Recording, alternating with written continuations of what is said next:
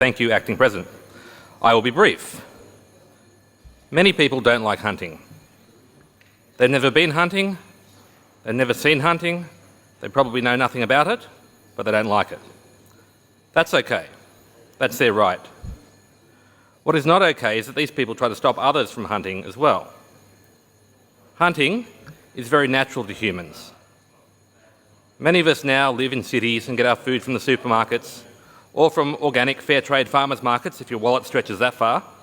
But hunting for food is a very basic part of humanity. And hunted meat is certainly organic. Just because you're alienated from nature and from human nature does not give you the right to force your views on others. Yes, there is brief violence involved in the death of an animal, but that too is very natural. Stay in the city, pursue your own interests, and leave hunting alone. Duck hunting is a cultural tradition. I've said before that we have many tens of thousands of years of the tradition in Victoria, but we're not just talking about Indigenous hunting. The hunting traditions are woven through many families in this state, something that generations have done together. Grandfathers, fathers, sons, and now daughters as well. Go camping and hunting, harvesting meat for the family table. I am not a duck hunter. I've not been duck hunting. I do hunt occasionally, but not ducks yet. But I support duck hunters' right to pursue their activity free from harassment. People who want to harvest their own meat should be allowed to. I have only contempt for those who would work to remove the rights of others to enforce their own worldview. Despite claims to the contrary, duck numbers are currently very, very high. After 2 wet years and the wettest summer in living memory, ducks have been breeding.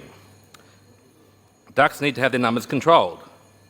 In boom seasons, numbers shoot up, and then in bust, drought seasons, starving ducks devastate the landscape before dying.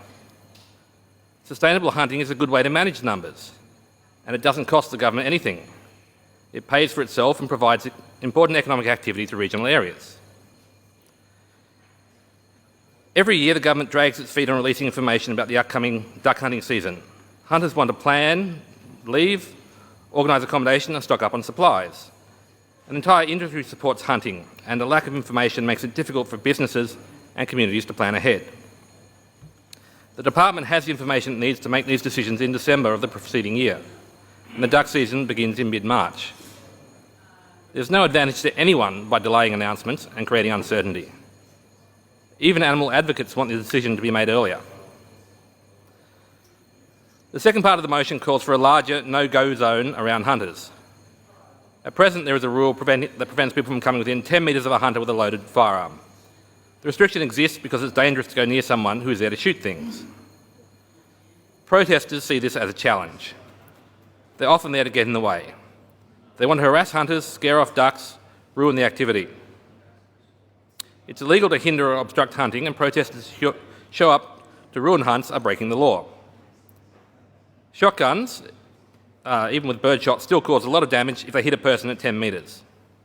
An expanded range is a good way to keep people from being shot accidentally by making sure they stay a safe distance away.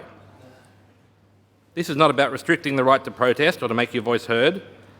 It's about keeping people from standing close to or in front of a shotgun. The Liberal Democrats support your right to go about your life without constant disruption and harassment. We stand with the hunters and the shooters of Victoria. We will always fight for your rights, and we support this motion.